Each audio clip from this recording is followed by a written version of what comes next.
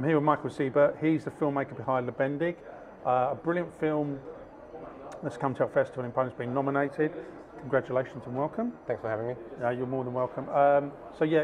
Quick synopsis of the film, please.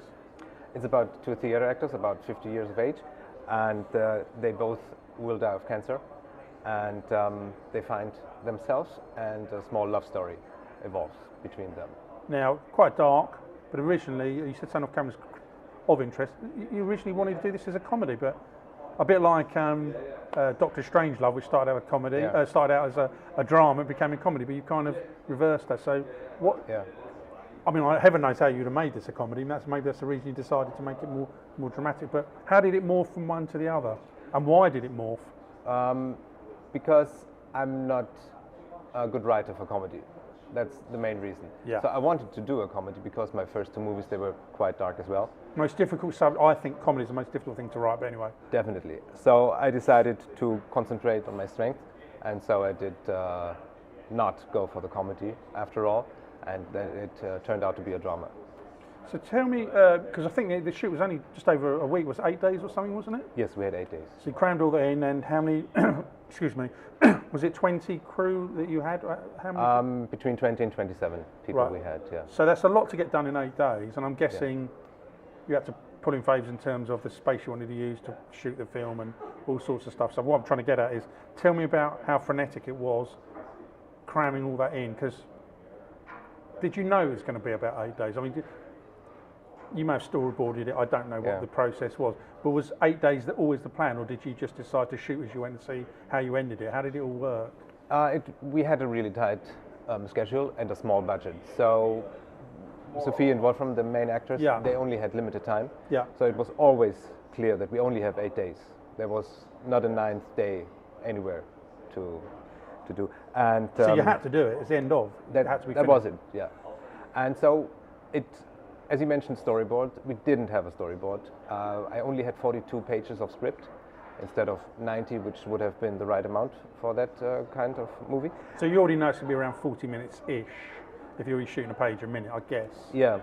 So I had one scene that was improvised, the big dinner scene that's completely improvised. And with that scene, the movie could succeed to be a feature or not. If that scene wouldn't have worked out... Oh, that's interesting. Then you knew. We would have had a short film. Right, okay.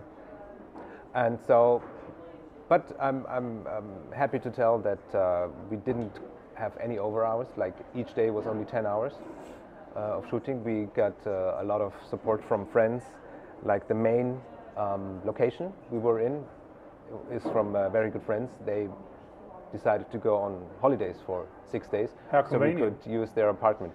And the apartment is perfectly suited for a crew because it looks like 7 locations at once, but it's just one apartment, so we never had to move. We didn't have a company move, which helped us a lot. Of course it does, and it helps on the logistics and finance. Can you just talk to me about this visual? I mean, this is a really striking image on the poster. Thank you. And this is really typical of the film, the look of the film, which is saturated with beautiful colours. But can you tell me a little bit about how this was arrived at and how you got, who you got involved to do this? I mean, I don't know if it's something you can explain because it has a really nice look to it, as I assume planned, but yeah, just tell me a bit about the look of the film and the makeup that was used in the film and how you arrived at that. How did that all come about? Yeah. Well, I always wanted to incorporate the Dia de los Muertos from Mexico. Right. Because they have a different outlook on life and death, especially. They celebrate it as a new part of life. They are not, well, they're sad if somebody dies, but it's a celebration for taking the next step. Yeah. And so this is where the artwork comes from. Yeah, it's astounding. And so I got good friends. Konstantin, he designed the head. It's like a reverse love heart there. Yeah. And I made this poster, and this is a still from the movie when Sophie is back on the theater stage. Mm. And so I decided to combine those two images, and it turns out like, lovely body painting. Well, Sophie has got I hope she does moments somewhere, so it's a positive. She's got an amazing physique, hasn't she? You can see she's very toned and kind of, I'm guessing she keeps herself very fit, I don't know, but it certainly shows in that. And that's not an accident you cast her, because I guess you wanted that look for this particular film. So was she the right choice to begin with, or did you come across her? She was the perfect choice to begin with, Right. and she was the first one we asked, so it was a perfect fit just from the beginning. And how can you ensure, because it's so dynamically filmed, how can you be sure, because you're already on a tight schedule, right? You've got to do this 6-8 days. Yeah. But to give it that look, with everything else that's embedded or bled into it, which is that body painting and the lighting, the angles and that, because that's still a pretty tight schedule. I mean, how can you? You obviously got to trust your crew, and you've got a decent crew, but I'm guessing you're always looking at the clock and thinking, shit, well, it's got to happen. But yeah, it's got to happen in a way that I want this to have the look, because there might have to be a compromise. Yeah. And you could be stuck. Well, there are compromises, definitely. And there are some things I'm not happy with. I won't go into detail with that. No. But there, on the other hand, we have to see that there's so many things that worked out quite well. So I'm really happy with the costume design, and I'm really happy with the set design. They both were nominated for big prizes already. And the DOP, Jens Winkler, he just was just as well prepared as I was, and the actors. Everybody was really there at the moment. And we didn't have a lot of questions because we had a rigorous rehearsal schedule, and everybody at location knew what he or she needed to do, and it was highly professional. Oh, so they just hit the beat every time, I guess. Yeah. Yeah. Sometimes we just did one take. Right. Oh, okay. Right. For I don't know, for a 2-minute scene, just one take, then do the close-ups, and that's it. And did you have a deadline that you had in mind after you finished the shoot, when you wanted it in post all completed? Or did you take that kind of pressure off? We finished end of February shooting, and I wanted to be done end of the year to be able to submit to the Berlinale Film Festival. Right, so you've given yourself about 9, 10 months, I guess. Something like this, yeah. And I wanted, I had an editor attached to the project who unfortunately had to opt out because she was lucky to get a very, very big job. Okay. I couldn't have paid her, and there she was, American production, so she jumped ship. She had to. Yeah, of course. Completely understandable. So I did the editing. Yeah. Not out of want, but out of need. And but you could edit anyway, I guess. It's just. I'm self-taught. Oh, okay. So is it not with this film though? Was this your first? This was my first feature. No, sorry. Editing. Is this your first attempt at editing was with this film? No. Or had you done previously? This was the third attempt. Oh, right. Okay. So you I did two shorts, okay. and then this one. Yeah, but I never edited a feature before. Right. So the pressure is on. Yeah. And again, this is my personal opinion. This is just how I see it. All jobs in filmmaking are really, really, really difficult. But for me, I always think with the editing, you're kind of, in a way, you're almost running the show, because I know you're the filmmaker anyway, so it's your film. Yeah. But I find incredible when a filmmaker brings in an editor, which most of the time they do. You had originally, but essentially you've got to trust them that they're making the right decision, because you might have a sequence that you think is amazing. They go, no, screw that, cut it out. You're like, oh my God, do I trust this? But you've got to trust them, haven't you, right? Yes, and there's a huge opportunity hidden in the fact that it's a different person who is editing, because they might see something in the story that I, as the one who wrote it and directed it, might not be able to see. And so I really, if I would have the money, I really would like somebody else to edit it again and to see what comes out of the movie. You're going to give a call to, is it Thelma Schoonmaker? Macca, is that Scorsese's editor, a go-to editor? Give her a call.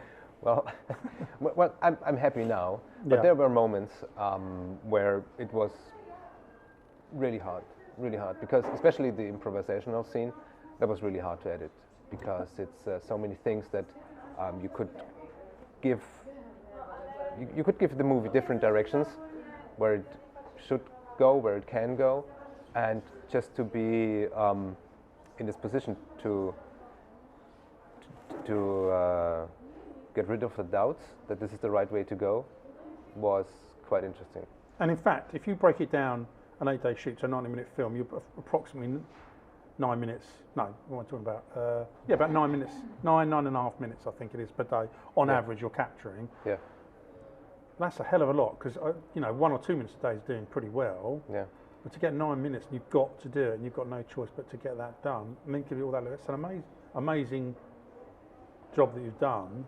We had got to do it. We were really well prepared.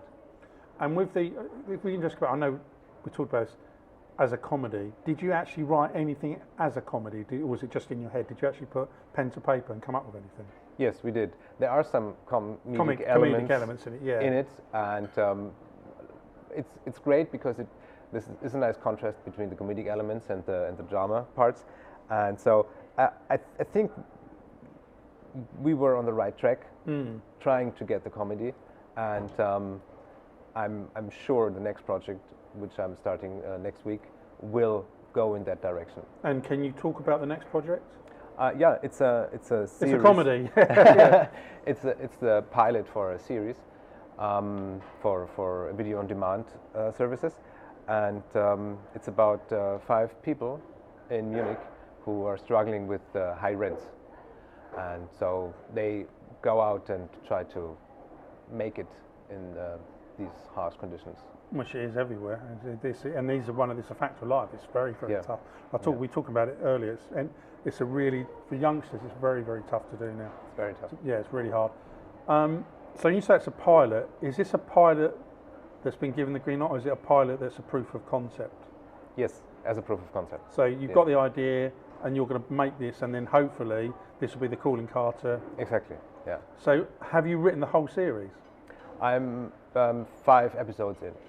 Right, okay. So the pilot and 4 episodes. Yeah. Okay. Yeah, and it's really funny. People laugh when they're reading the script, so maybe I'm succeeding this time. It sounds like a series we've done in the... Well, it sounds like there's a series we had in the UK called Crashing, which was written by Phoebe Waller. I don't know if you've...